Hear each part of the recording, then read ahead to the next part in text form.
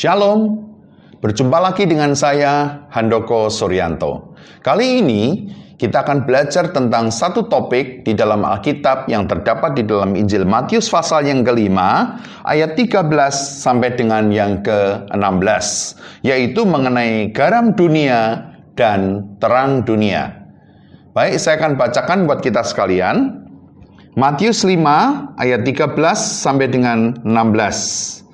Kamu adalah garam dunia. Jika garam itu menjadi tawar, dengan apakah ia diasinkan? Tidak ada lagi gunanya selain dibuang dan diinjak orang. Kamu adalah terang dunia. Kota yang terletak di atas gunung tidak mungkin tersembunyi.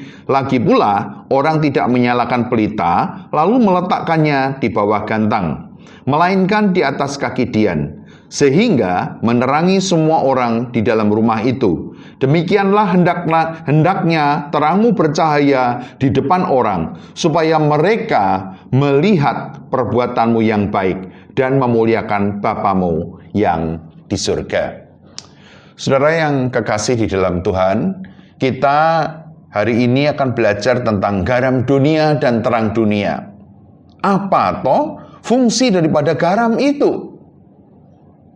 Kalau Bapak dan Ibu, saudara semua tanya kepada ibu-ibu yang sudah biasa memasak, pasti mereka akan tahu apa fungsi garam. Nah, sekarang kita akan melihat paling tidak ada beberapa fungsi itu.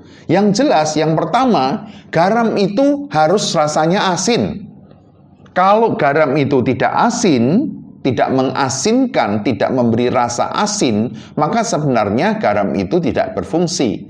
Dan kata firman Tuhan dengan jelas, kalau garam itu menjadi tawar, dengan apakah ia diasinkan? Nggak ada fungsinya, tidak ada gunanya, selain dibuang dan diinjak oleh orang. Maka yang pertama saya ingin memberitahukan kepada kita semua, khususnya adalah anak-anak mahasiswa di Universitas Aki, anak-anak mahasiswa The Great Commission University, which is powered by Aki, Universitas Aki. Kalau kita tidak memiliki rasa asin di dalam kekristenan kita, maka tidak ada gunanya. Buat apa hidup kita ini?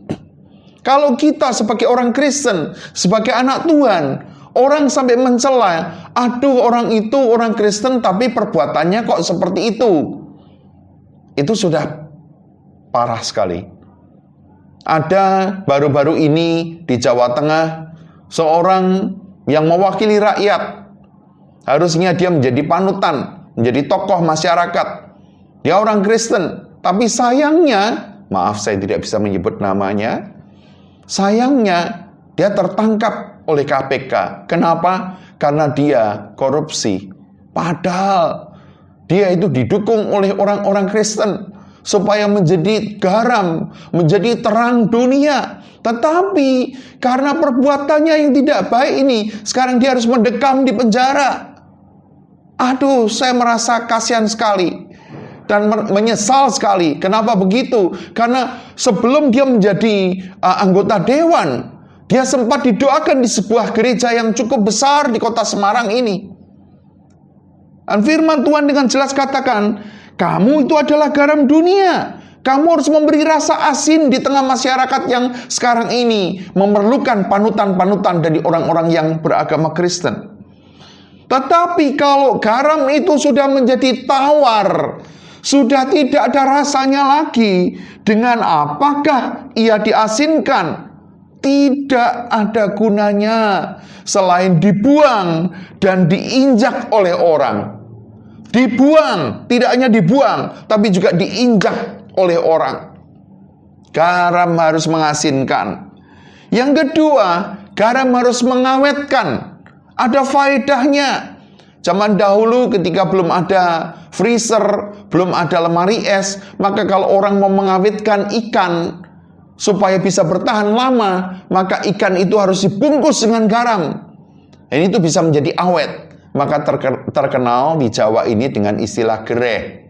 Gereh itu ikan asin. Dan itu bisa bertahan lama. Tidak cuma 1-2 hari. Tapi bisa 1-2 bulan, nggak masalah. Kenapa? Karena diawetkan. Dan itu berfungsi.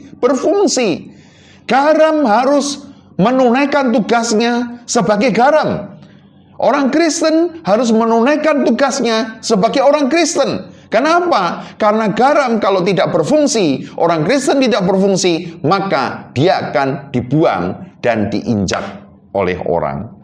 Yang ketiga, kalau kita lihat orang jualan kopi, ya banyak di antara kalian mungkin tidak tahu. Tapi saya memiliki beberapa resto, rumah makan, kafe.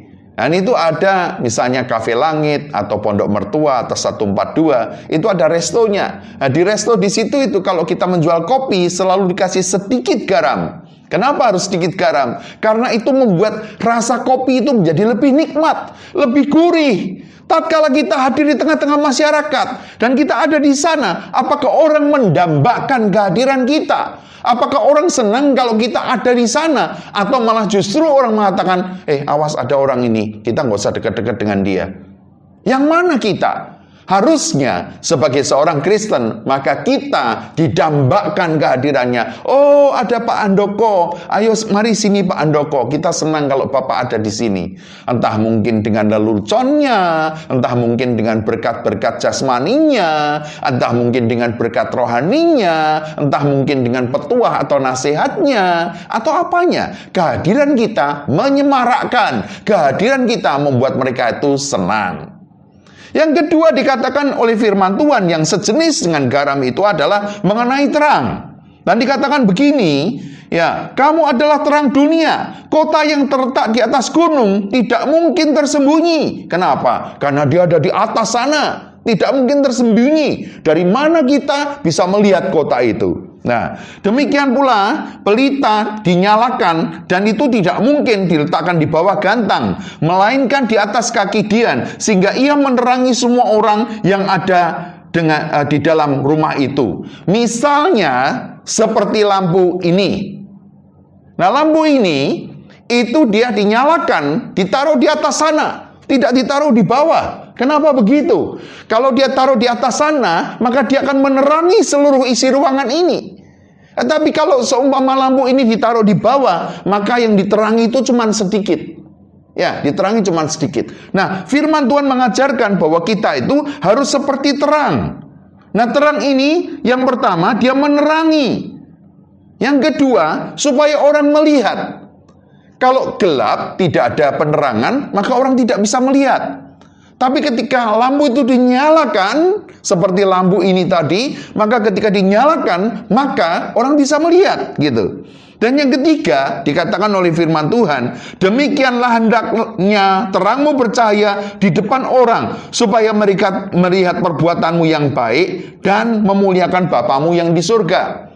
Banyak orang Kristen menjadi terang, tapi dengan tujuan agar supaya dikenal. Oh, ini loh, Handoko yang menerangi, Handoko yang menyumbang, Handoko yang melakukan itu. Oh, tidak, bukan itu. Kata firman Tuhan dikatakan, supaya mereka melihat perbuatanmu yang baik. Perbuatan yang baik itu harus ditunjukkan, betul. Tapi tujuannya agar supaya kita memuliakan Bapa yang di surga. In the end, what is the purpose? The purpose is to glorify our God who is in heaven.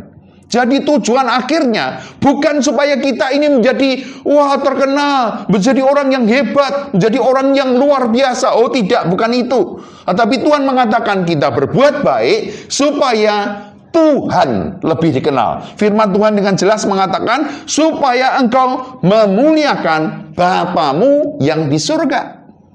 Oleh sebab itu sebagai orang Kristen, hari-hari ini di tengah pandemi, ada banyak gereja menurut saya harus mengevaluasi diri sendiri. Khususnya mega church, gereja yang gede, gereja yang jemaatnya ribuan, puluhan ribu. Ya, gereja yang besar kecenderungannya adalah pendetanya yang dinomorsatukan, hamba Tuhannya yang dinomorsatukan, bukan Yesusnya, tapi pendetanya. Nah, oleh sebab itu kali ini ketika ada pandemi, ayo kita belajar. Kalau gerejamu besar, bapak-bapak dan ibu-ibu pendeta, jangan lupa tujuannya bukan supaya namamu yang jadi besar, bukan. Tapi supaya apa? Supaya Bapamu yang di surga dimuliakan. Amin. Saya ingin mengulangi. Hari ini kita belajar dua hal. Yang pertama tentang garam. Jadi garam harus mengasinkan, garam harus mengawetkan, dan garam harus memberikan rasa. Kopi menjadi lebih nikmat tatkala ada garam. Demikian pula yang kedua, kita harus menjadi terang dunia. Terang dunia menerangi sekeliling kita, tidak ditaruh di bawah, tapi di atas, supaya perbuatan baik kita diketahui oleh orang, bukan untuk menyombongkan diri kita, tapi untuk memuliakan nama Tuhan. God bless you.